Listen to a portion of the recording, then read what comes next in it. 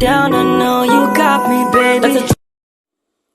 Halo teman-teman semua, perkenalkan nama aku Elvareta Putri Dira Maharani dari kelas 10-7. Di sini aku akan menjelaskan resensi tentang babat Balada Putri Hijau. Babat ini berjudul Balada Putri Hijau yang ditulis oleh Galuh Kania Anindita dan diterbitkan oleh Perpusnas Press pada tahun 2023. Naskah Nusantara termasuk ke dalam teks kuno yang memiliki nilai warisan intelektual bangsa. Galuh Kania Anindita. Ia membuat buku ini dengan maksud agar pembaca mengetahui tentang sejarah antara Kerajaan Aceh dan Kesultanan Delhi. Ia juga menjelaskan tentang awal mula Raja Aceh menemui permaisuri idamannya, meskipun pada saat awal bertemunya sedikit aneh, karena sebelum bertemu, ia melihat sinar hijau bagaikan meteor yang lewat di hadapannya. Buku yang ditulis oleh Galuh Kania Anindita ini menceritakan tentang seorang raja yang sangat sibuk dengan tugas-tugas kerajaannya, sampai ia lupa bahwa ia membutuhkan permaisuri untuk menjadi pendamping hidupnya. Suatu ketika ia sedang duduk di depan halaman kerajaannya, lalu tanpa sengaja ia melihat ada sebuah sinar cahaya hijau yang lewat di hadapannya. Ia penasaran, cahaya hijau dari mana itu? Lalu ia memerintahkan 2 prajurit terpercayanya untuk mencari asal cahaya hijau tersebut. Lalu 2 prajurit itu pun pergi untuk mencari asal dari sinar hijau tersebut. Sampai di suatu tempat, ia bertanya kepada seseorang yang ada di sekitar situ, dari mana cahaya hijau itu datang? Lalu orang ini pun menjawab, cahaya hijau itu datang dari Kerajaan Delhi. Cahaya hijau itu berasal dari anak ketiga dari Raja Delhi. Lalu setelah mendapat berita itu, sang prajurit pun kembali ke Kerajaan Aceh yang memberitahu kepada Raja Aceh bahwa cahaya tersebut berasal dari anak ketiga dari Sultan Delhi.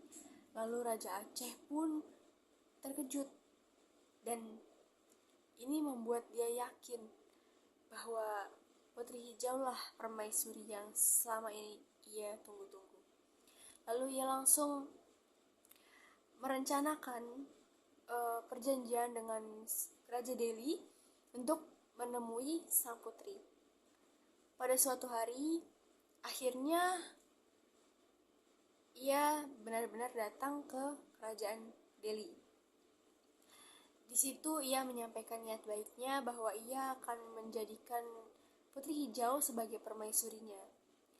Lalu ayahnya Putri Hijau pun menjawab, aku serahkan semua jawaban ini terhadap anakku, karena ia yang berhak untuk memilih diterima atau tidaknya. Lalu ayahnya pun bertanya, bagaimana Putri Hijau? Dan Putri Hijau menjawab, maaf, aku belum bisa menerima tawaranmu untuk menjadi seorang permaisuri, sebab aku belum siap untuk bersanding dengan seorang raja dengan sepertimu. Saat mendengar penuturan Putri Hijau, Raja Aceh pun geram, kesal, marah, campur aduk dia perasaannya. Ia merasa terhina di situ. Mengapa lamaran saya ditolak? Lalu tanpa berpikir panjang, ia pun memerintahkan prajuritnya untuk menyerang Kerajaan Delhi. Saat situasi mulai memanas, mulai tidak beraturan, Raja Delhi pun berpesan kepada Putri Hijau, nanti ketika kamu ditangkap oleh Raja Aceh, bawalah 9 butir telur dan segenggam beras. Lalu di tengah-tengah perbatasan, lemparkanlah beras dan 9 butir telur itu ke dalam laut. Lalu teriakkanlah nama kakakmu. Lalu Putri Hijau pun setuju dengan perintah ayahnya. Setelah semuanya memanas, sang ayah pun pergi dan hilang tanpa kabar. Dan benar, Putri Hijau pun terperangkap ke dalam kapal Raja Aceh. Di situ dia masuk ke dalam sebuah box kaca besar, dan ia pun benar-benar membawa 9 butir telur dan segenggam beras. Lalu di tengah-tengah perjalanannya, ia teringat tentang pesan sang ayah bahwa ia harus melemparkan segenggam beras dan 9 butir telur itu ke dalam laut. Dan ia lakukan itu. Ia teriakkan juga nama sang kakak. Lalu tiba-tiba saat ia sedang berteriak nama sang kakak pertamanya, muncul dari dalam laut seekor naga yang sangat besar. Di situ ia merasa takut, namun ternyata naga tersebut merupakan penyelamat yang menyelamatkan ia dari perangkap Raja Aceh.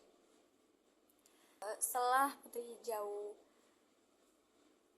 diselamatkan oleh seekor naga, disitulah Raja Aceh baru menyadari bahwa ia tidak bisa memaksakan kehendak yang ia inginkan. Semuanya memiliki pilihannya masing-masing. Ia tidak boleh egois dengan kemauannya. Ia harus menerima kenyataannya meskipun dia harus ditolak oleh Putri Hijau. Setelah saya membaca seluruh rangkaian cerita pada babat ini, saya sangat-sangat merekomendasikan kepada kalian yang ingin baca cerita yang seru, konflik yang ringan, dan buku ini benar-benar tidak membosankan. Intinya, kalian wajib baca buku ini. Mungkin cukup sekian penjelasan tentang babat Balada Putri Hijau dari saya. Kurang lebihnya mohon maaf. Wassalamualaikum warahmatullahi wabarakatuh. Bye-bye.